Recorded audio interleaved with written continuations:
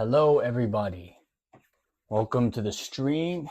Thanks for clocking in. Thanks for piping in the stream. How's everyone doing today?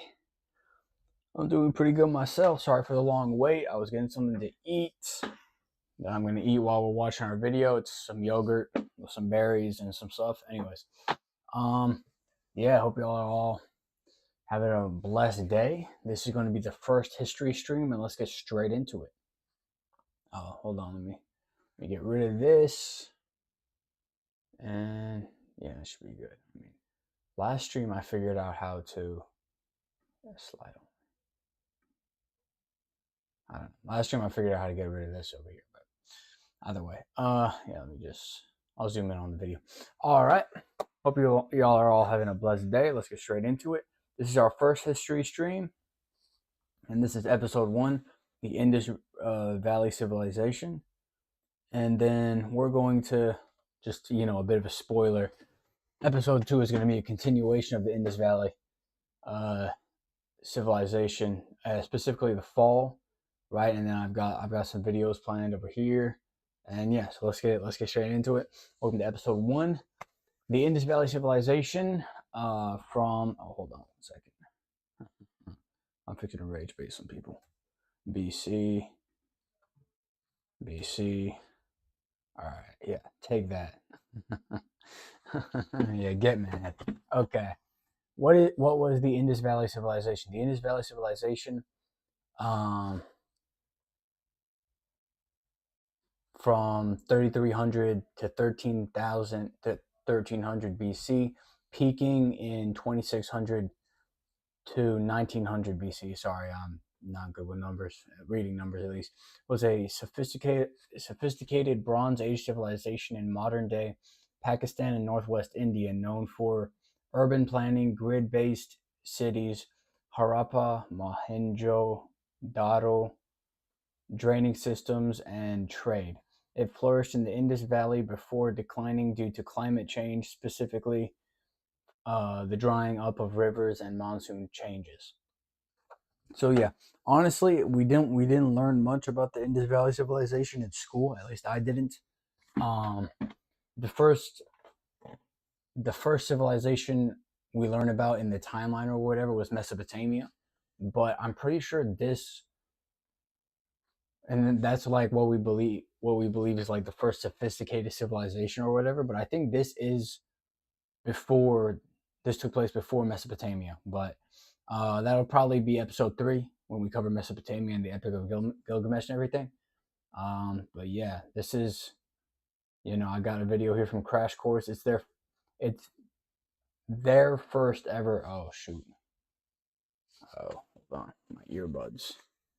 1 second, I might have to pause the face camera for a little bit while I connect. I forgot to connect my earbuds before. I gotta disconnect them from my phone. Hold on. Hold on, please bear with me.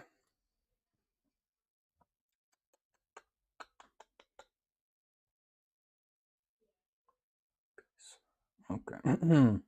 You guys still hear me? You should be able to. Sorry about that. All right. We're back. Disconnected from my phone, and now I gotta connect them to the computer. 1 second. Bluetooth connect. All right. We're all good. We're all good to go. Sorry about that. That's L planning on my part. Oh shoot. That's L planning on my part. I should have had that taken care of before stream, but oh well. Can't go back in time. All right. This is from Crash Course. It's their second ever episode of World History. Yeah, and it's only 10 minutes long. And I have another video over here, which is I think a bit longer. Yeah. Okay. Oh no, it's only 10 minutes long. So, this stream might be a bit shorter than yesterday's. It might be a bit longer. Depends how much input I have. Hi, I'm John Green, and this is Crash Course World History. Oh. Let's put the earbuds in and get started.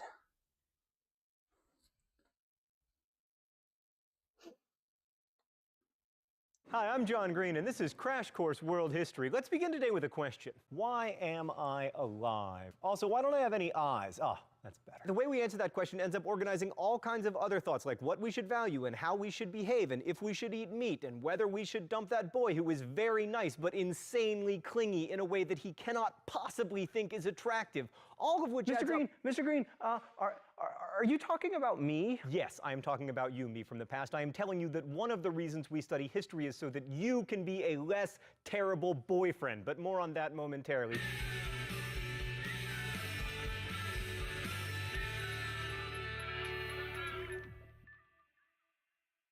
Today we're going to talk about civilizations, but in order to do that, we have to talk about talking about civilizations because it's a problematic word. So problematic, in fact, that I have to turn to camera 2 to discuss it. Certain conglomerations of humans are seen as civilizations, whereas, say, nomadic cultures generally aren't, unless you are, say it with me, the Mongols.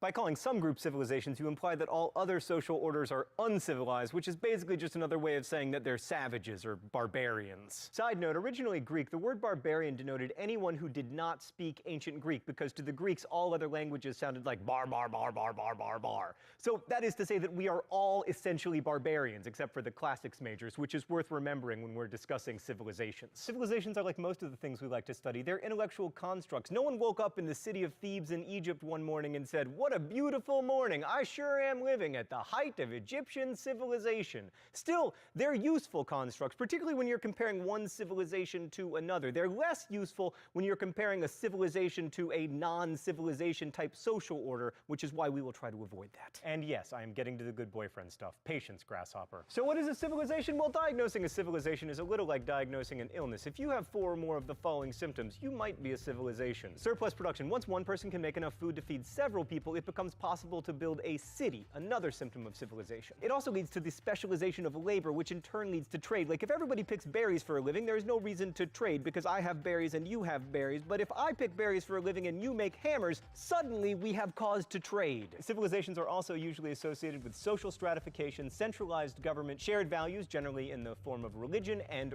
writing. And at least in the early days, they were almost always associated with rivers. These days, you can just bisect a segment of land horizontally and vertically and boom, build a city. But 5,000 years ago, civilizations were almost always associated with rivers, whether that's the Tigris and the Euphrates, the Yellow River, the Nile, the Amazon Basin, the Coatzacoalcos. God, I was doing so good until I got to Coatzacoalcos.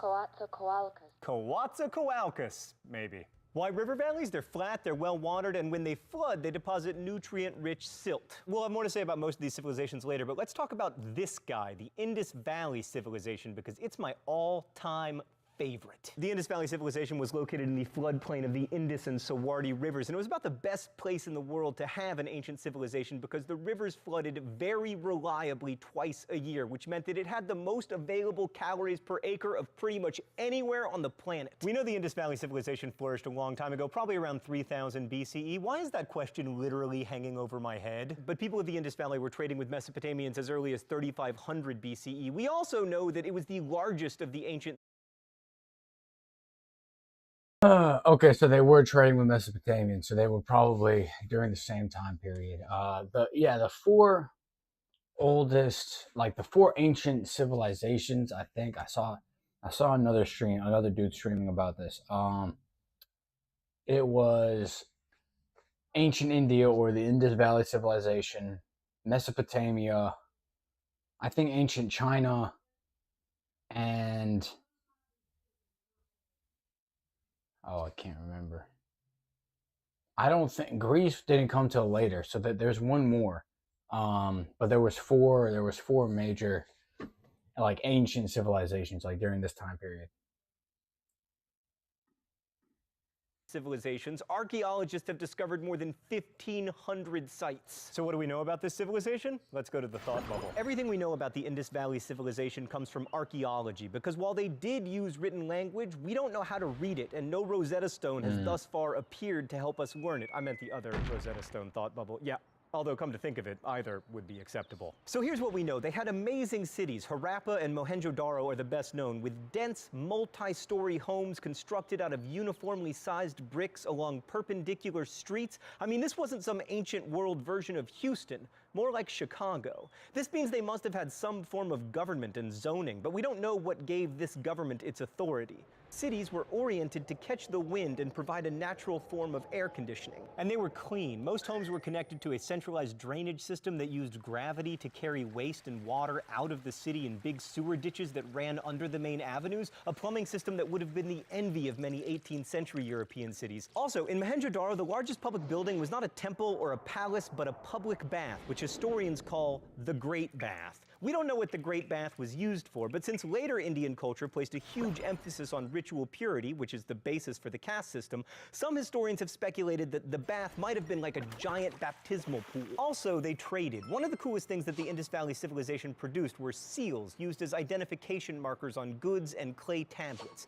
These seals contain the writing that we still can't decipher and a number of fantastic designs, many featuring animals and monsters. One of the most famous and frightening is of a man with what looks like water buffalo horns on his head, sitting cross-legged between a tiger and a bull. We don't know what's really going on here, but it's safe to say that this was a powerful dude because he seems to be able to control the tiger. How did these seals let us know that they traded? Well, because we found them in Mesopotamia, not the Indus Valley. Plus, archaeologists have found stuff like bronze in the Indus Valley that is not native to the region. So what did they trade? Cotton cloth. Still such a fascinating export, incidentally, that it will be the subject of the 40th and final video in this very series. But here's the most amazing thing about the Indus Valley people. They were peaceful. Despite archaeologists finding 1,500 sites, they have found very little evidence of warfare and almost no weapons. Thanks, Thoughtful. So how did okay, they before fall? we talk about the fascinating demise of the Were Indus they Valley attacked from the civilization, outside? it's time for the open letter. Magic! I wonder what the secret compartment has for me today. Oh, fancy clothes! I guess the secret compartment didn't think I was dressed up enough for the occasion. An open letter to historians. Dear historians, the Great Bath? Really? The Great Bath? I'm trying to make history fascinating and you give me a term that evokes scented candles, bath salts, and Frederick Fekkai hair products? I know sometimes the crushingly boring names of history aren't your fault. You didn't name the Federalist Papers or the Austro-Hungarian Empire or Adam Smith. But when you do get a chance to name something, you go with the Great Bath, not the epic bath of Mohenjo-Daro, or the bath to end all baths, or the pool that ruled, or the moist mystery of Mohenjo-Daro, or the wet wonder. The Great Bath? Really? You can do better. Best wishes, John Green. So what happened to these people? Well, here's what didn't happen to them. They didn't I love morph Crash into Course. the current residents of that area of the world, Hindu Indians or Muslim Pakistanis. Those people probably came from the Caucasus. Instead, sometime around 1750 BCE, the Indus Valley civilization So it was a completely declined different until group it of people faded into obscurity. living there. Why? Historians have three theories. One, conquest. Turns out to be a terrible military strategy not to have any weapons, and it's possible people from the Indus Valley were completely overrun by people from the Caucasus. Two, environmental disaster. It's possible they brought about their own end by destroying their environment. Three, earthquake. The most interesting theory is that a massive earthquake it does say changed climate the course change. of the river That's what I had so in my much that slide. a lot of the tributaries dried up. Without adequate water supplies for irrigation, the cities couldn't sustain themselves, so people literally just picked up and left for greener pastures. Well, probably not pastures. It's unlikely they became nomads. They probably just moved to a different plane and continued their agricultural ways. I am already boring you, and I haven't even told you yet how to be a better boy and or girlfriend. I'm gonna do that now. So we don't know why the Indus Valley civilization ended, but we also don't really know why it started. Why did these people build cities and dig swimming pools and make unnecessarily ornate seals? Were they motivated by hunger, fear, a desire for companionship, the need to be near their sacred spaces, or a general feeling that city life was just more awesome than foraging? Thinking about what motivated them to structure their life as they did helps us to think about how we structure our own lives. In short, you're clingy because you're motivated by fear and a need for companionship. And she finds it annoying because it's enough work having to be responsible for herself without having to also be responsible for you. Also, you're not really helping her by clinging, and from the Indus Valley in the Bronze Age to school life today, human life is all about collaboration. Trading cloth for bronze, building cities together, and collaborating to make sure that human lives are tilted to catch the wind. Next week, we will travel here to discuss the hot Mesopotamia, but in the meantime, if you have any questions, leave them in comments, and our Is that team the end of the of video? semi-trained semi-professionals will do their I best don't have to much to answer them. say. I'm Also, not very you'll find some knowledgeable suggested on this. resources in the video info below, he said, pointing at his pants. Thanks for watching, and we'll see you next week. Today's episode of Crash Course was produced and directed by Stan Muller. The show was written by my high Yup, we will check out Mesopotamia after we finish the Indus Valley What if civilization. I Alright. told you there was an ancient civilization you've probably never heard of? It was maybe even bigger than the Kingdom of Egypt. They had modern conveniences like air-conditioned homes, flush toilets, and even a big swimming pool. What if I told you they had their own written language that no one today can read? Huh? What if I told you that they loved unicorns? Curious yet? Stick around to learn all about the mysterious and strange world of the ancient Indus Valley civilization. Almost everyone knows about the ancient Egyptian and Mesopotamian civilizations that sprung up near the rivers of the Fertile Crescent. But other great civilizations started around other rivers in various faraway places around. Yeah, why don't we learn about the Indus,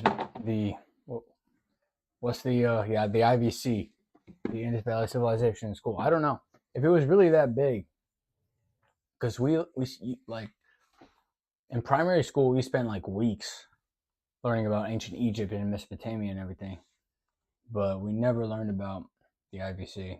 I don't know why.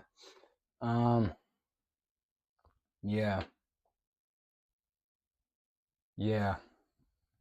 Also, what's with the music? Hold on, that's what I was gonna say, but I was taking a bite. And Mesopotamian civilizations that sprung What's up with the near music, rivers man? of the Fertile Crescent. They're not But even other great Indians. It was before the Indians started were over around there. other rivers in various faraway places around the earth. The music doesn't One match. such place It's just is racist. the river valleys of modern-day India and Pakistan, including Seems like a good the video, Indus though, River, well made. which flows from the Himalaya mountain range in the north to the Arabian Sea. A group of people in this area built some amazing cities and an entire civilization over 5,000 years ago. This is about the same time period that the pyramids of Egypt were being built. We refer to this civilization Egypt. as the That's Indus the other Valley one. civilization. That's the fourth ancient civilization. So it's Egypt, Mesopotamia, at least the main ones. Obviously, there were probably more, but ancient China, Indus Valley Civilization, ancient Egypt, and Mesopotamia. Those are the four. Okay. Or the Harappan civilization, named after Harappa, the first site in the area excavated by archaeologists in modern times. This is considered by some as a cradle of civilization, even though they did not endure. In fact, the people that built and lived in these cities disappeared mysteriously from history, and we don't know for sure what happened to them or where they went. We'll talk about that mystery in a bit. The Indus River Plain is a huge area spread between modern-day Pakistan and western India. The many rivers in the area were the key to great farming and life in ancient times. The yearly monsoon storm season in the Himalayan mountains led to reliable flooding of the rivers, usually twice per year. This was great for growing crops to support large populations of people. The Harappan people grew wheat, rice, dates, vegetables, melons, and cotton, among other things. The cotton was especially good for trade in other places that didn't grow it. The people of the Indus Valley traded many things with other civilizations. They used metals from the mountains of Afghanistan, jade from China, and they traded goods with Mesopotamia. Getting to those faraway places would be really difficult by land, so many scholars think they used boats to sail down the rivers and across the Arabian Sea. Archaeologists haven't found any boats yet, so we don't know for sure. One way we know that they traded with Mesopotamia is that archaeologists have found Indus Valley seals when digging in Mesopotamia. These seals are thought to be like a sales tag. When a person from Indus Valley sold their goods in Mesopotamia, the goods were marked with a little seal to show who sold it. Many seals and seal molds have been found when digging in the ruins of the Indus Valley. These seals hold many secrets for researchers to discover. The markings on the seals appear to be a written language. No one has been able to translate it yet, even using computers to help. Most of the writing samples found are very short, like on the seals. This makes it difficult to understand the meaning. Also, no one alive speaks the language of the ancient Indus Valley, so we don't know what it sounded like. Also, none of the artifacts found have multiple languages on them, like the Rosetta Stone. The markings sort of look like hieroglyphics, but we don't know if they represent sounds or whole ideas. It's still a total mystery. What do you think their languages sounded like? The cities of the ancient Indus Valley are unlike anything else in the ancient world. They were first discovered in modern times when British soldiers found some bricks in the ground in modern-day Pakistan. Many of the bricks were used by local workers to build a railroad.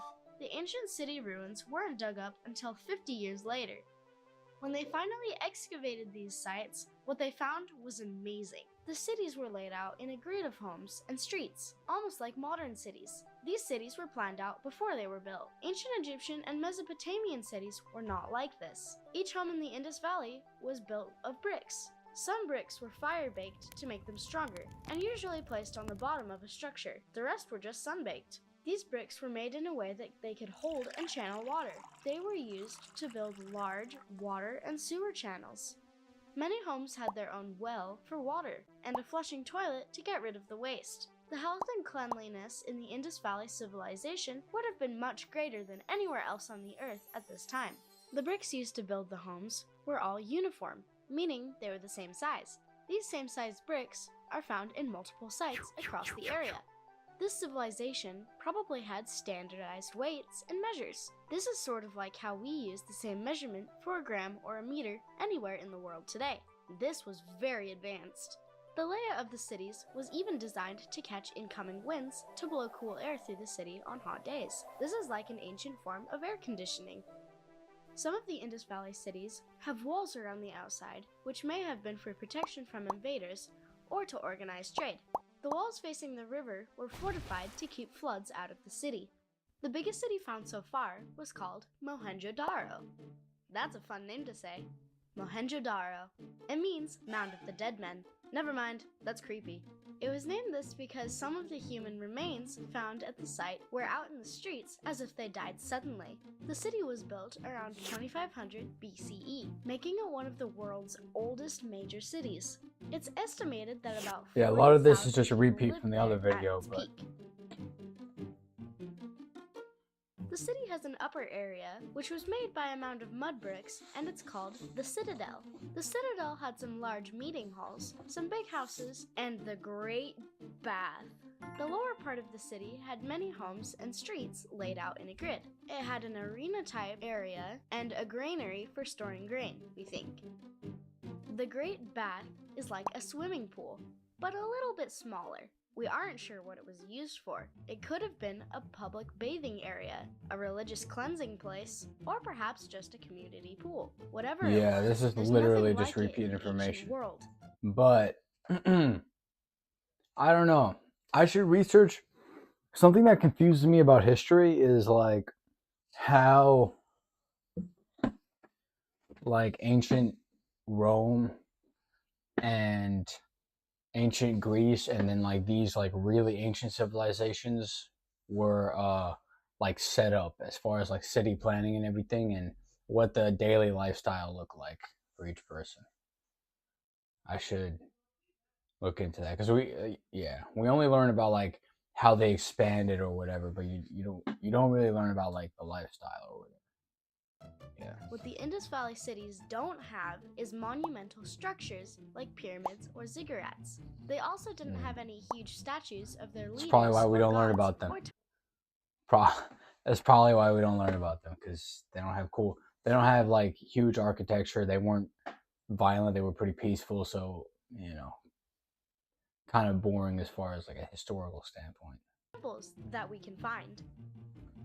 To make such amazing cities, the Harappan people of the Indus Valley must have had specialized skills.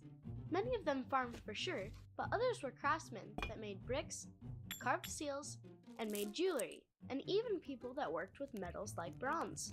Many artifacts have been found made of bronze, which is a special metal alloy made from tin and copper. Many civilizations during this time made bronze weapons, tools, and even ornaments like statues. This time period is sometimes referred to as the Bronze Age. One of the most famous artifacts found in Mohenjo-Daro is a bronze statue of a girl in a dance pose. She looks pretty confident. I bet she was a great dancer. Correct me if I'm wrong. Bronze They Age must is have right loved after to dance Stone more Age, than right? fight, because archaeologists haven't found very many weapons in the ruins. Some think that this means the Harappan people were peaceful and not warriors, but we need more information to be sure. We are also not sure about their religion. Some of the seals and art we find show that they loved animals, and perhaps that was part of their religious beliefs. Much of their art Actually, supposed to be a tiger instead of an elephant. Yeah, thank you very much. Unicorns are found on a ton of the seals that have been discovered, but sadly, no unicorn skeletal remains have been found at any of the sites. Wouldn't that be crazy and amazing? Either way, if they liked unicorns, they must have been cool. Sadly, after thousands of years of what seemed like a thriving civilization, the ancient Indus Valley people disappeared about 4,000 years ago. There are many theories about this. Some think they were killed by outside invaders from the northwest, but this theory doesn't have very much evidence. Others think maybe a disease spread among the people and wiped them out. The most popular theory is that a natural disaster forced the people to leave the area. It could have been a change in the monsoon pattern that dried up the river, or a massive saltwater flood from the rising sea that destroyed their farmland. Some think an earthquake changed the course of the river, so they had to Very leave their homes possible. looking Very for possible in that part of the world, an earthquake. water and food. Perhaps they left and migrated east to the Ganges River. If they did migrate, they must have assimilated with other people in those areas because their language and culture disappeared. Long after they left, other groups of people moved into the area of Indus Valley, like the Vedic people who followed Hinduism and wrote in Sanskrit. But the great cities of the Harappan people were never inhabited again. With so many mysteries, scientists and archaeologists are actively working on studying this area right now. Maybe in the next few years they'll decipher the language, or that make might new be another discoveries that tell reason us more about why we the don't ancient learn much Indus about Valley. it, because we It's fun barely to get know anything curious about it. and try to think of answers to these great questions. What do you think the Not Great gonna Pyramid lie, is for? kind of a boring first episode, but you know, we gotta keep it pushing. You know what I'm saying? So basically, there was a civilization. Hold on, let me face cam. So basically, there was a civilization that we barely know anything about in the Indus Valley, called the Indus Valley Civilization. It traded with Mesopotamia. We know that because we found Indus Valley artifacts in Mesopotamia and Mesopotamian artifacts in the Indus Valley Civilization. What else do we know? They were pretty sophisticated as far as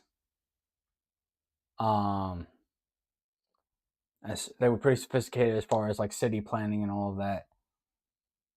Bronze weapons, peaceful. Yeah. All right, you know what?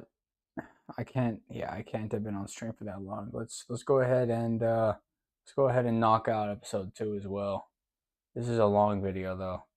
Older than Egypt, collapse of the Indus Valley Civilization. Let's see. In 18... Yeah, it's 36 minutes. All right. Lock in, chat. I doubt I'll have anything to say. It's probably going to be a lot of repeated stuff, but you know,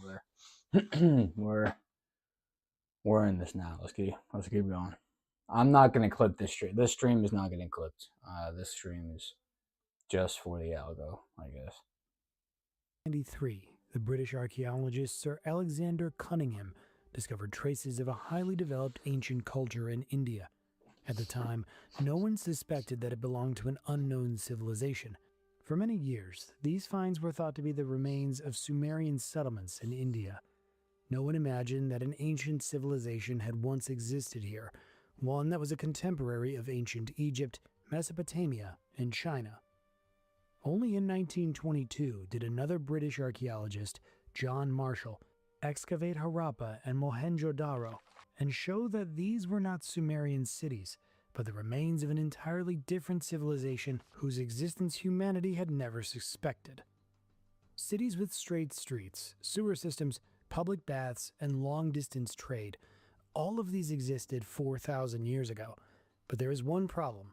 We still can't read a single one of their texts. We do not know the names of their kings, we do not know their gods, and we don't even know what they called themselves. And yet this civilization was the largest in the ancient world. So who were the people that created it? Around 7,000 years ago, the Indus Valley... Sorry, Someone should make a movie or something about this and like find all the information that we have on it, and then everything that we don't know, just like make something up that would make or like make something up that would make the movie as entertaining as possible, and then yeah, have them interact with people from Mesopotamia, interact with people from Egypt, interact with people from ancient China. That would be pretty cool, I think. In what is now Pakistan and India, the hunter-gatherers who lived there gradually began to adopt agriculture, and the first permanent settlements started to appear. The most famous of them is Mayurgarh. These were not yet cities, but small villages where people began farming the land instead of relying on gathering wild plants and hunting animals. They cultivated wheat, barley, and millet, and later started raising livestock. Here the foundations were laid for what would eventually become one of the greatest civilizations of the Bronze Age. It's hardly surprising that this process began here. The region offered extremely favorable conditions for settled agriculture. Today, northern India and Pakistan are largely semi-desert, but at the time the landscape was covered with tropical forests, nourished by seasonal monsoon rains. The Indus and Saraswati rivers regularly flooded, depositing rich layers of silt and making the surrounding soil exceptionally fertile. But who were the people that lived here? We do not know for certain. Many scholars believe that the population of the Indus Valley civilization was Proto-Dravidian. This hypothesis has strong supporting evidence, but it cannot yet be proven conclusively. The Harappan script remains undeciphered, and genetic studies have not produced a definitive answer. When researchers analyzed human remains found in Harappan cities, they identified Dravidian genetic markers. And at the same time, some samples contain other genetic components, suggesting that the population may have been mixed. This period is known as the pre-Harappan period. People lived in small villages or in small farming communities that cultivated the land. Yet there was little rapid development. For more than 1,000 years, their way of life changed very little. The reasons were simple. People lived in favorable climatic conditions, had plenty of food, and faced no serious external threats. In such circumstances, there was little reason to change anything radically. Over time, however, the climate in the northern hemisphere began to grow cooler and increasingly dry as the tilt of the Earth's axis gradually changed. The monsoon winds shifted southward, and regions along the Tropic of Cancer began to undergo aridization, the same process that later produced the Sahara and Arabian deserts. Similar changes were taking place in the region where the Indus Valley civilization would eventually emerge. The climate became progressively drier, forests retreated, and growing food became more difficult. Paradoxically, this deterioration of conditions pushed development forward. People were forced to cooperate more closely in order to cultivate the land. Clans united into tribes, tribes formed larger confederations, and eventually this process led to the emergence of a civilization. Between 2800 and 2300 BC, during what is known as the early Harappan period, large settlements began to appear across the region. Many of them would later develop into true cities. Trade expanded, new crafts emerged, and the political organization of society appears to have grown more complex. The first real cities began to take shape. The cities of the Indus Valley civilization are remarkable. They were built according to a unified plan. Wide streets and avenues divided the cities into clearly defined blocks. This is one of the earliest known examples of planned urban design, with cities laid out in a grid of That doesn't look that big though, does it? I mean, if this is the whole, obviously this isn't the whole city, but it's not surrounded. It's not like this is like a square surrounded by other squares. Like this is, like, is this the whole city that he's showing us? Because that doesn't look that big. Like that's one, what, 2, 3 story building right there. So, I don't know. How big we talking civilization? I'm just, yeah. rectangular blocks. Even within these blocks, houses followed similar layouts. What is especially striking is that archaeologists find very little evidence of strong social inequality. There doesn't appear to have been extremely wealthy elites or very poor groups. Most residents seem to have lived at rough. Yeah, I want to know. I want to know what type of political structure they had. Um,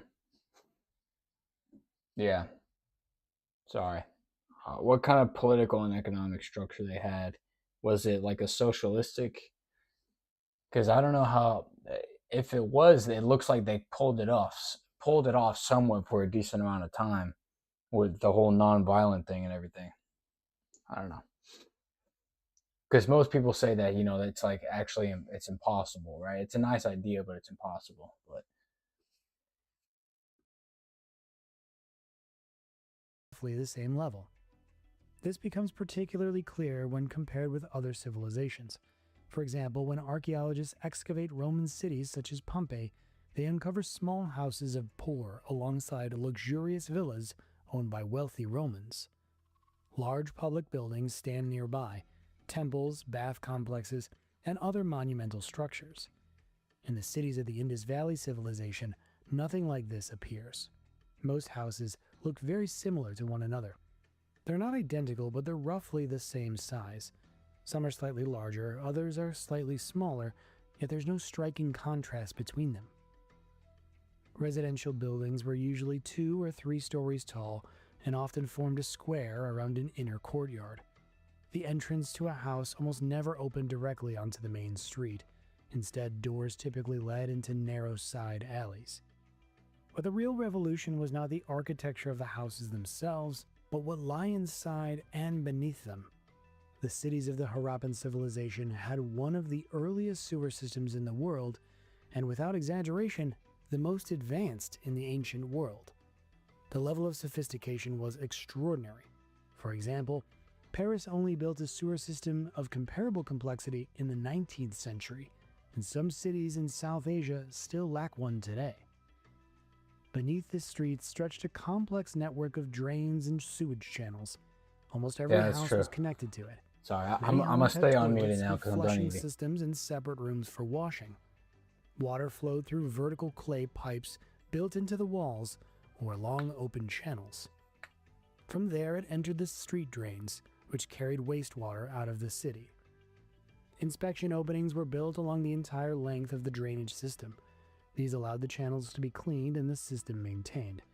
The network was designed so that wastewater flowed naturally by gravity.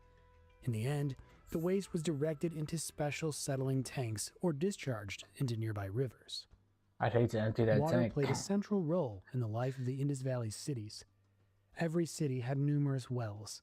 In Mohenjo-Daro alone, archaeologists have identified more than 700 wells. Many houses and neighborhoods had their own private wells, while others served the wider public. At the centers of Harappan cities stood large pools often described as public baths. However, they likely served not only hygienic purposes, but also It looks like ritual everyone ones. got along inside These the city. pools were almost always located near the citadel that rose in the center of the city. This just what it seems What like. was the citadel of a Harappan city? It was a large stone or brick structure What is built a on citadel? a natural or artificial mound. Like in Inside general. the citadel were granaries, as well as an altar where a sacred fire was kept burning and sacrifices were Yeah, offered. I bet a big It's easy to thing. imagine. I bet a big thing that like kept people non-violent and like compliant. A lot of the political structure was probably dictated by a religion of some kind. It's probably what it was. And that's probably what like that constant burning fire is. And if there's something random like that in a civilization or whatever, that's probably what it is. It's a religious practice of some kind. How these rituals may have taken place. People Yeah. would gather for religious ceremonies, perform ritual bathing in the large pool, and then proceed to the citadel, where the rites were carried out. These ablutions likely served to maintain ritual purity before taking part in the ceremonies. Most Harappan cities were surrounded by high walls. However, these walls did not serve a purely defensive purpose. The same appears to be true of the citadels in the centers of the cities. all of the evidence suggests that Harappan society was relatively peaceful. Archaeologists Exactly. rarely find weapons at these sites. No Many weapons, no bronze daggers defense. have been discovered, but such tools could easily have been used for everyday Yeah. tasks. Exactly. At the same time, archaeologists almost never find weapons designed specifically for warfare. Yeah. Harappan sites contain no And no swords, defenses. and depictions of spears or Right, bows no walls are or anything. extremely rare. Finds of armor, helmets, or shields are also And bows can be absent. used for hunting. In the Spears material too. remains of other Bronze Age civilizations, all of these appear quite Yeah. frequently. Yeah. Despite the absence of a unified state, this civilization consisted of a large network of cities that coexisted without constant warfare. Around them lived tribes of hunter-gatherers, but they could hardly pose a serious threat to a large agricultural civilization. Farming societies had far larger populations than any hunter-gatherer groups. Yeah. For this reason, the city walls likely served a different purpose. They protected the cities from floods. Oh, so there The were Indus there and were walls. Saraswati rivers regularly Okay, and overflowed protected them their from banks. floods. And even today, the water level of the Indus during floods can rise by 5 to 7 meters. And in ancient times, these floods were probably even stronger. The walls helped hold back the water and prevent it from flooding the city. Even so, floods sometimes broke through, something clearly visible in the archaeological layers. The citadels in the centers of the cities served a similar function. They were built on elevated ground to protect the granaries from flooding. Even if water flooded part of the city, the grain supplies would remain safe. But the achievements of the Harappans were not limited to hydraulic engineering. The Indus Valley civilization also stood out for its remarkable economic diversity. Archaeological excavations show that craftsmen of different trades often lived close to one another, forming what were essentially specialized craft districts. In Harappa, archaeologists have uncovered entire areas where jewelers worked. Thousands of unfinished items and large amounts of waste from the processing Thousands? of precious stones have been found there. How many In other people live places, there? If Researchers there's that discovered much workshops belonging to metalworkers, resources, weavers, that and many tailors. resources put into Harappan jewelry. jewelers deserve special mention. They worked with agate, gold, silver, copper, and even glass. Particularly prized were beads made from carnelian, a semi-translucent stone with a deep red-orange color. The stone was cut into smaller pieces, holes were drilled through them, and the surfaces were carefully Drilled? polished. How they drill it? Craftsmen then applied I wanna designs know. using a white paste and heated the beads. During firing, the pattern fused with the stone and became permanent. These ornaments were so popular that archaeologists have found them far beyond the borders of the Indus Valley civilization, for example, in Mesopotamia and East Africa. Urbanization here never reached the same scale as in Mesopotamia. Archaeologists have identified more than 1,000 cities and settlements belonging Okay, to so the Harappan Mesopotamia was civilization. more urbanized. That is far more than in Sumer, Akkad, and Assyria combined. And that's even if we include Mitanni and Elam. Oh no, it's more urban Yet here? large urban centers were relatively rare. The largest cities of the Indus Valley civilization, such as Mohenjo-daro, So it was just Harappa, spread out a lot. Dholavira, and Rakhigarhi, had populations of only a few tens of thousands. By comparison, Mesopotamian cities such as Ur, That's like a and small Kish town. may have had more than In the US. 100,000 inhabitants at their peak. While in Mesopotamia, much of the population lived in cities, in the Indus Valley civilization, most people lived outside them and worked in agriculture despite the large number of urban settlements. Yeah. The cities served as centers of craft production and trade, and their prosperity depended entirely on harvests from the surrounding lands. Harappan farmers cultivated wheat and barley, peas and lentils, sesame and millet, melons and dates. Cotton was It's especially mostly what I ate in important. Nepal. The Harappans were the first people And in rice. the world to cultivate and process it. This is Obviously, remarkable, Nepal is since more cotton east. cannot be eaten. Its only practical use is for making textiles and clothing. Mm. In other words, they were growing something not for survival, but for comfort and appearance. It may have been one of the earliest industries devoted purely to improving quality of life. Yeah. Animal husbandry also played an important role in the economy. The Harappans domesticated water buffalo and zebu cattle, raised sheep, goats, pigs, and poultry. They did not yet have horses, though. Goods were transported in carts pulled by oxen. Some scholars suggest that they may have tamed elephants, though direct evidence for this is still lacking. Okay. Grain Still, they formed should the add that in the basis of movie. their diet. Wheat, barley, and millet were used to make bread Uh. and porridge. Meat was eaten less often, mainly mutton, goat meat, and beef. Food was cooked in clay Beef? pots over open fires. You could kill for that Remains now of over cooking there. hearths have been found in almost every house. Men usually wore a loincloth or a short skirt, sometimes with a cloak resembling a sarong. Women wore long skirts and shawls. Harappans were very fond of jewelry. Both men and women wore bracelets made from shells, ivory, copper, gold, clay, and stone. In their free time, they played games.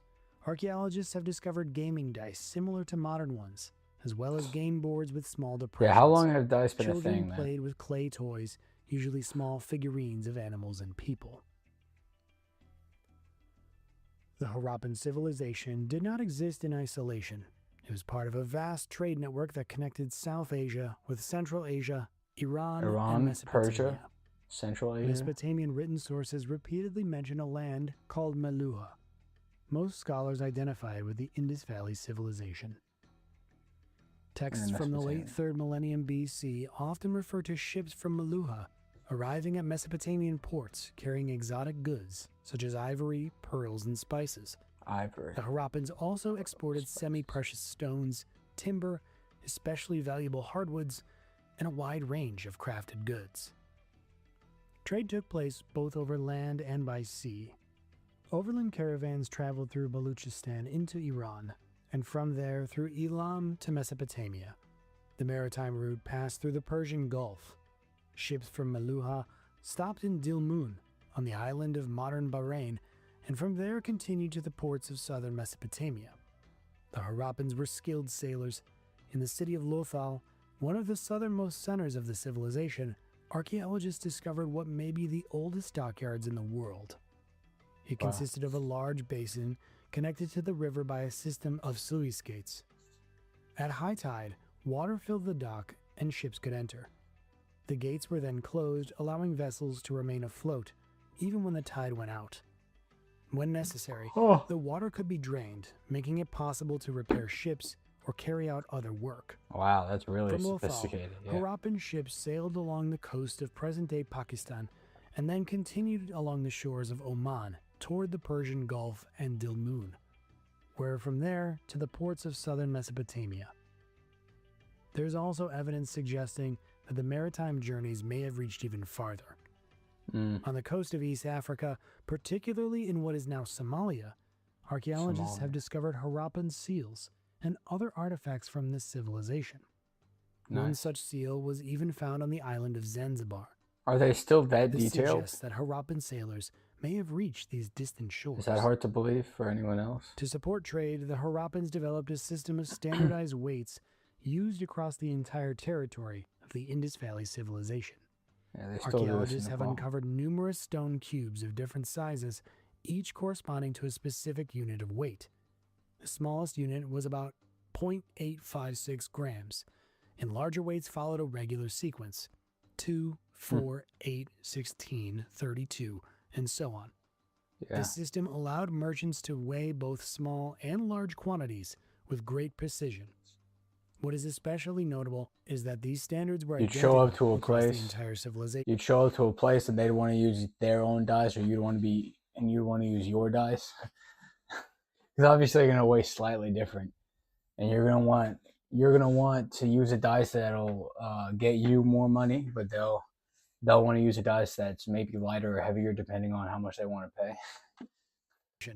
From Harappa in the north only to halfway through this Lothal in the video. south.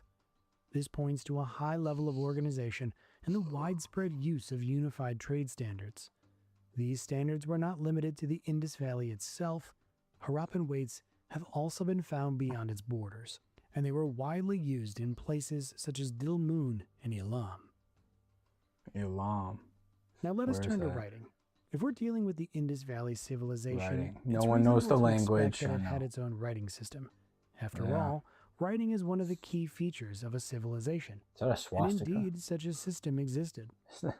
So far, Okay. archaeologists have discovered nearly 20,000 inscriptions written in the Harappan script, containing more than 400 Harappan distinct script. signs. Yeah, The symbols okay. include images of people, animals, plants, geometric shapes, and abstract marks. The Yeah, Harappans wrote from right to left. This can be seen in many from inscriptions right where the to left. symbols Okay. appear compressed Backwards toward or the left side, as if the scribe was running out of space and made the final signs smaller to fit the entire text. Yet despite the That's a large neat number of trick. inscriptions that have been found, the meaning of these symbols remains unknown. Scholars have not yet been able to determine the phonetic value of even a single sign. More than 60 attempts have been made to decipher this Wow. script. Notably, no two attempts have produced the same Well, result. it's the thing. and The this thing is about that is if there's no one alive who speaks the language anymore, how are you going to figure it out? How? Like, let's say you found, I don't know, a pot that someone sold to someone for some jewelry, and it had, you know, a little tag on it with three characters, okay? And well, one of them probably means pot, right? And one of them's probably the price or whatever. One of them's probably, I don't know. But like there's no way to figure it out without someone who knows the language. Or am I tripping? that a reliable solution to the problem is still far away. The main difficulty lies in the length of the texts. Most inscriptions contain only 5 to 7 signs. The longest known text consists of just 26 symbols. For a full decipherment, this is extremely little material to work with. Yeah. And it's It probably is similar to possible that the hieroglyphics. Harappans wrote not only on clay tablets or seals, but also on other materials. In the So it's not Harappan like city of ABC, it's like one symbol means a word, not a letter. Elvira, archaeologists uncover the remains of a wooden board If they're that short. bearing signs of If the the Indus inscriptions are that script. short. Each symbol was about 37 centimeters tall. This discovery suggests that the Harappans did not write exclusively on clay. Clay simply survives much better over time, whereas wood or other materials usually decay. So there could have Presence of been this longer inscription also points to a relatively high level of literacy among the population, inscriptions. since the board was most likely placed in a public location where many people could see it. There's still hope that a bilingual inscription will one day be discovered, written on one side in the Harappan script, Like and on the and other a language Mesopotamian. we already understand. Yeah, so that we can. Okay, yeah, that is one way that we could figure it out. Yeah, Just Sumerian, but that's assuming it's a translation, right? That's assuming it's a translation. It could be just two completely different things in two different languages, right? Akkadian. The chances are not impossible since the Harappans traded extensively with Mesopotamia. In the past, discoveries like this often have provided the key to deciphering unknown languages and writing systems. The Behistun inscription, for example, became the key to deciphering cuneiform, while the Rosetta Stone allowed Jean-François Champollion to decipher Egyptian hieroglyphs. That's one name. That's a Incidentally, in 2025, the government of the Indian state of Tamil Nadu announced a reward of $1 million for anyone who can decipher the Indus script. If you're interested in history, linguistics, $1 million. or ancient languages, this might be your chance. Imagine trying to understand Christianity without the text of the Bible, without a single intact church, and without a single written prayer. Yeah. All you have are a few small figurines, poorly painted icons, and perhaps the remains of burned candles. Yeah. This is roughly the situation researchers face when trying to reconstruct the religion of the Indus Valley civilization. Yeah. Yet, a closer look reveals far more than it might seem at first. Almost every other civilization left behind a religion that's impossible to overlook. Egypt left enormous temples, lists of gods, and detailed descriptions of the afterlife. Mesopotamia left ziggurats, the Epic of Gilgamesh, and thousands of tablets containing prayers and rituals. Yeah. Even much smaller cultures usually leave behind something that clearly reflects their beliefs. Yeah. The Harappan civilization, however, remains Doesn't. largely silent. No temples have been found, and no royal burials filled with offerings to the gods. Thousands of seals bear inscriptions. It doesn't but we look like there was still like a cannot king read or a them. ruler though. It is possible that the names of their gods have It could have been already been community discovered. led. We simply do not yet realize it. For a civilization that lasted for millennia and whose cities were home to millions of people, the silence is remarkable.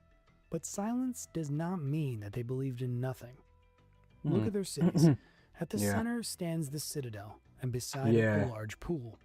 Special stairways led I down wouldn't to doubt it, that they had and a the religion. walls were carefully sealed to prevent water from leaking out. Clearly, this structure had special significance. It was likely used for ritual bathing. For Harappans, cleanliness was not merely a matter of hygiene, but also had a sacred meaning. Before approaching the sacred fire at the altar in the citadel, before taking part in a ritual, a person likely had to purify themselves with water. Both body and soul had to be clean. If this idea sounds familiar, that is not a coincidence. It lies at the heart of many practices in Hinduism, which developed much later. Ritual bathing in the Ganges, ideas of ritual purity and impurity, and the Yeah. tradition of cleansing before prayer are still present in Indian culture today. It's Yeah. quite possible that the roots of these beliefs reach back to the Harappan civilization. Yeah, but it's two different groups of people. And now about fire. On the Right. altars of the citadels, a sacred fire burned Yeah. continuously. This is not speculation, but eternal a fire fact or whatever. confirmed by the analysis of soot on the bricks and stones And that was from before which these gas, altars were right? built. This is before like gas powered anything, right? So they had to like go get wood and constantly add to it. That was probably someone's full-time job, or coal or whatever they used. I don't know what they used or their method, but The fire was kept burning constantly, and rituals of complete offering were performed there. Sacrifices entirely consumed by the flames. Grain, food, animals, all of these burned on those altars for centuries. It is striking that many centuries later, when the Indo-Aryans entered the Indus Valley, fire How old also was it? held a central place it was in their religion. centuries old. I think Vedic rituals were this inseparably connected civilization with was fire. older than the United Agni, States. the god of At fire, least became one so of the most far. important deities of the Vedic pantheon. In Iran, this tradition later developed into Zoroastrianism with its cult of the sacred fire that must never be extinguished. Did the Indo-Aryans adopt this cult from the peoples they encountered in the Indus Valley? It's difficult to prove, yet it's hard to dismiss the possibility that the fires burning on those ancient altars ignited something greater than the sacrifices themselves, perhaps an entire religious tradition. Yeah. Now let's look at the seals. Among the thousands that have been discovered, one scene appears so often that it can hardly be a coincidence. It depicts a figure sitting with legs crossed in a posture that today we call the Yeah, they lotus keep pose. talking about this. Around the figure are animals: an elephant, a tiger, a Oh, the rhinoceros, elephant is there. and a buffalo. And on the head are large A rhinoceros, not a horns. Who is unicorn. this figure? Oh my gosh, that was annoying me about that last video. It's a rhinoceros. You find rhinos in that part of the world. Oh my gosh. That kid, that child in the other video kept bringing up unicorns. Bro, it's a rhino. It's a rhinoceros. Quit tripping. I was looking at that picture. It's like, that does not look like a unicorn. That looks like a cow with a horn. Basically a rhino. Okay. I thought, yeah, anyways, I thought I was tripping. I didn't want to say nothing. Okay. Yeah, there was no unicorn talking. Yeah, no unicorn. There was a water buffalo. Is that the tiger? An elephant. Yeah, because that's the trunk. Those are the stripes. A tiger, an elephant, and a rhino, not a unicorn. People just be saying anything for clout these days. We don't know the name, but researchers have noticed an intriguing parallel. How much Roughly longer? 2,000 years after the decline of the Harappan civilization, Couple more minutes. the god We'll make it. Shiva appears in Indian tradition. He too is depicted in a meditative posture, and he is associated with wild animals and regarded as their lord. Is the Harappan figure a direct ancestor of Oh, the they do image look of alike. Shiva? That is impossible to Well, prove, they're in the yet same the pose. resemblance is striking enough that it is difficult to ignore. It is possible that we are looking at one of the earliest representations of a deity that would later become one of the most revered in the world. Among the archaeological finds, there are also many female figurines with deliberately emphasized full forms. Yeah. In ancient cultures, such figures are often associated with a fertility goddess, the Right. earth that produces crops, the mother There is something who like that gives in life. Mesopotamia, I think. This idea is likely as old as agriculture itself, and in this respect, the Harappans were no different from many other ancient cultures. But there is one detail worth noting. In some images, researchers believe they can identify scenes that may represent human sacrifice. This does not necessarily mean that Yeah, the so I did Harappans want were to say especially this. cruel. Obviously, I don't. Obviously, we don't know that much about their religion or whatever, but I wouldn't be surprised if there was some kind of human sacrifice of some kind. Obviously, it's terrible, but I mean, if you look at other ancient civilizations, I wouldn't be surprised.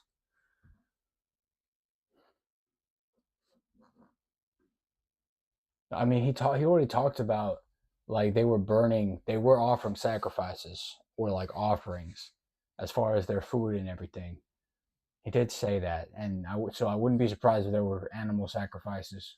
And it's an ancient civilization. I wouldn't be surprised if there were human sacrifices. Unfortunately, yeah. But I didn't want to say that. I didn't want to sound like schizo. In the ancient world, sacrifice was often understood as the highest act of devotion to the gods, a way to maintain balance between the human and the divine worlds. Still, it reminds us that the religion of this civilization, like many others in antiquity, may also have had a Which darker means side. that which means that it's not really, which means that it isn't as, peaceful and, what's the word? Just like, yeah, it's not as peaceful as it sounds. We just don't know enough about it. If there were human sacrifices, if they weren't, they might have really had a lot of things figured out, right? But if they, yeah, just because they didn't have war with other people, like just because they didn't have a military and they didn't have conflicts with outside civilizations, doesn't mean it was all sunshine and rainbows inside the Indus Valley civilization. All right, let's keep going. But perhaps the most interesting thing is not what exactly they believed, but how they expressed those beliefs. There are no pyramids built in honor of the gods, no grand temples, and no inscriptions praising a ruler as a messenger of heaven. Yeah. Instead, we see orderly houses of roughly But it similar doesn't look like they had size, a ruler. a large pool at the center of the city, and an eternal fire burning on the altar in the citadel. If other civilizations proclaimed their devotion to the gods through monumental architecture and grand displays, the Harappans seem to have approached the divine more quietly, through water, through fire, and through the daily purification of the body. And perhaps through the posture of a person sitting motionless, eyes closed, in complete silence. Today, we call this meditation. Between 2600 and 1900 There are a lot of definitions BC, to meditation. the Indus civilization reached the peak of its development. So that's only the peak. Hold on, let me go back up to my slide. I better keep my spot. 28 minutes. Remember that. So this is 500 years. So this is the peak. Yeah, it lasted a lot longer than America has up until now. America might surpass it one day, but hold on. It lasted from 33. Huh? What is C 3300? Hold on, what is that? To 1300 BC. Okay, let's just say it peaked here. So it was 500 years old. It lasted 500 years. Because I don't know what this means. Oh, wrong video. It didn't keep my spot. In That's fine. 28 1893, minutes, right? the British archaeologist Sir Alexander Cunningham discovered traces of a highly developed ancient culture in India. At the time, used in complete Oh, I forgot I can't do full screen. silence. Today, we call this meditation. Between 2600 and 1900 BC, the Indus civilization reached the peak of its development. It covered a territory of more than 1.5 million square kilometers, around That's very 580,000 big, square right? miles. This Well, was an enormous area. If we okay. compare it with all the He other said it's major big. civilizations of the time, Egypt, Mesopotamia, and China, even combined, they occupied less territory than the Harappan civilization. Across this vast region lived more than 5 million people. 5 What could million. possibly destabilize such a massive civilization? For a long time, scholars Well, they're believed not that the violent, Harappan so they could have civilization been collapsed attacked. because of an invasion by Indo-Aryan tribes who Yeah, I mean, the modern, like, exactly. They could have been attacked by anyone at any time, it looks like. How are they going to fight them off? Like a ragtag team, like a ragtag group of, like, hunter-gatherers that were surrounding could have gotten, like spears and gotten on horses and easily taken it over, I think. Not taking it over, but, killed everyone, right? Unless, I mean, there is power in numbers, but if you don't have weapons and you don't have a culture that acknowledges warfare, then yeah, you're kind of cooked. They did have walls though, and the walls might have unintentionally protected them from invasion or whatever from barbarians. But that, like you said, those were probably there for floods, but they might have unintentionally saved themselves a lot of trouble. But okay, so some people think that basically Aryans, modern day Indians, I think, the people who inhabit this area now, probably could have came and invaded, or it was the climate change, or like a virus or something. Like there are tons of theories for why they were wiped. arrived from the north. This hypothesis was based on several observations. First, the Indo-Aryans did indeed appear in the Indus Valley around 1500 BC. Second, the Rig Veda, one of the earliest Indian texts composed around that time, describes the struggle of Aryan gods against fortified cities and the dark-skinned inhabitants of these lands. Today, however, this theory is no longer widely accepted among researchers. Most Okay, importantly, it not lacks widely archaeological support. Archaeologists see no signs of large-scale destruction or warfare. There are no Okay. mass graves of victims. They could There have are just no left, sudden but why would they shifts all in leave material culture that one would expect at once? after a conquest. Would In addition to this, the chronology does not match either.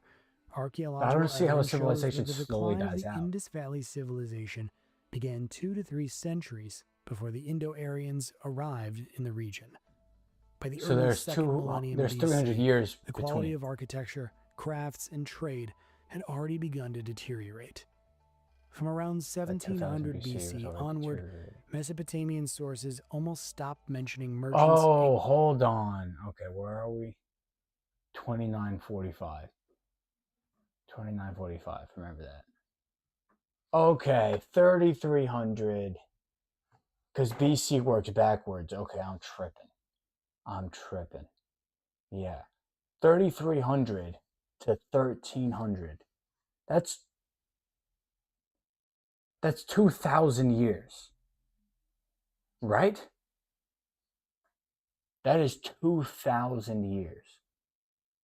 That's a long time for a civilization to exist, right?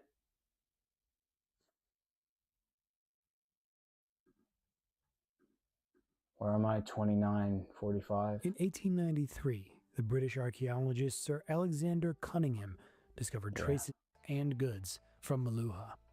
This suggests that when the Indo-Aryans entered the region, they encountered only the remnants of the Harappan civilization, which was already in decline.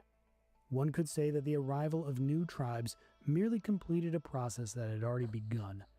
This raises the question, what actually caused the collapse?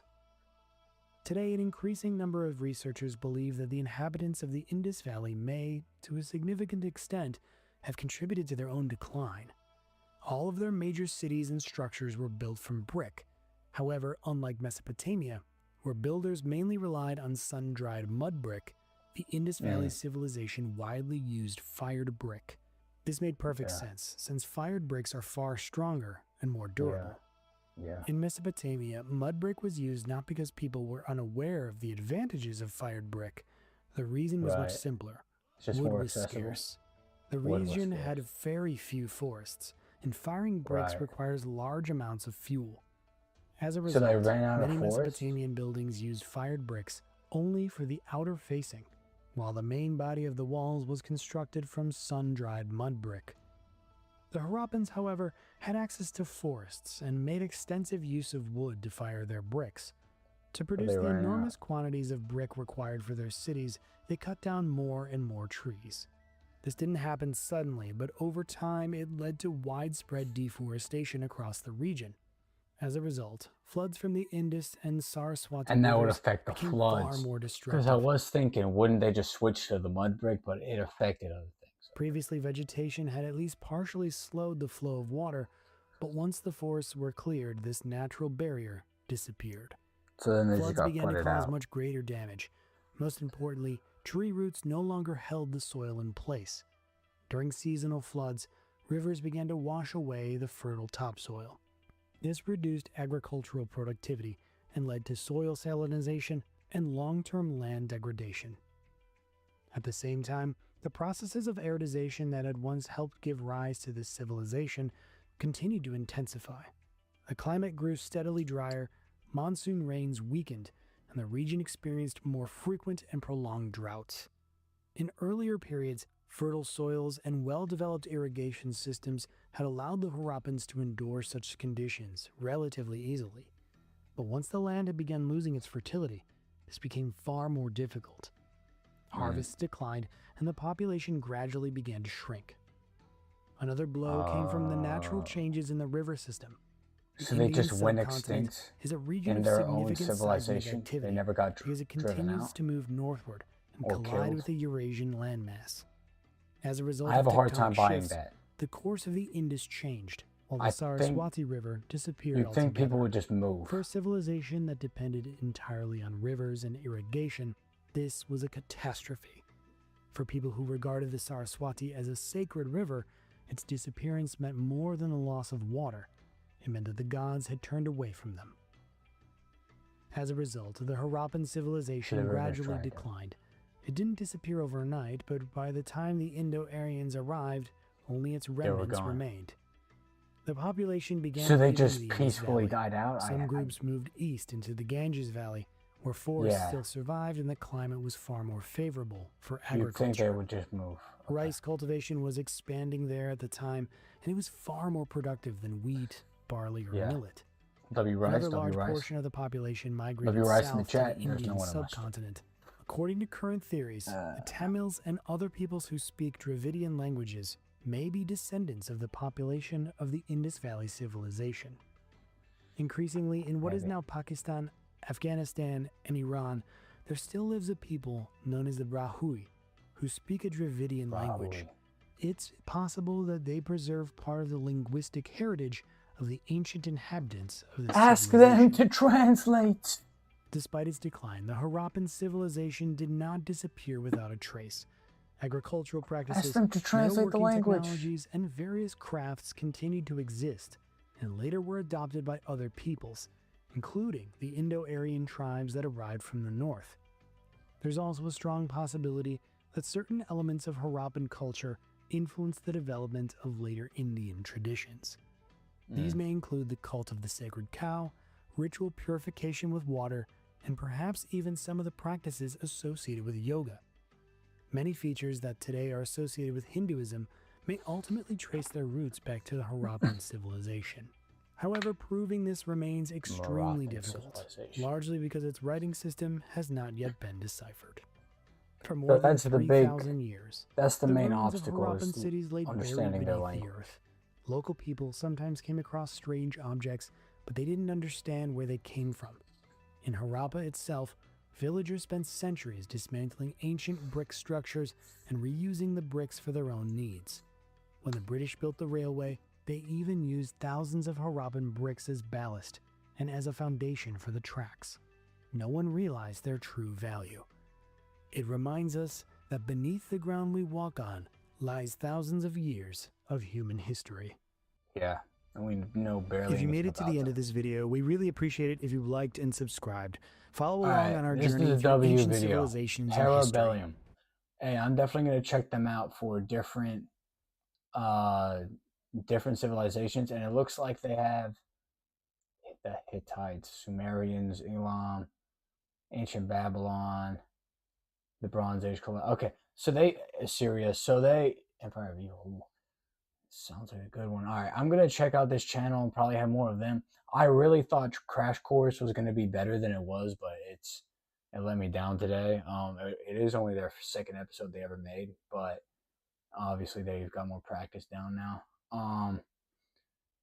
So for more of the like ancient history, like ancient civilizations history in this area, this part of the world, more like Asia, I'm probably gonna stick to this channel over here. Y'all go drop a sub. W channel. What was it called? Parabellum. Yeah, it was a really good video. This video was dookie. I could not stand the voice that they got the child. I couldn't stand it. Crash Course usually got bangers, but I mean, to be fair, it's not that much source material when it comes to this ancient civilization that we know barely anything about. I'm probably going to wait until we get to, I don't know, some more prominent empires in history before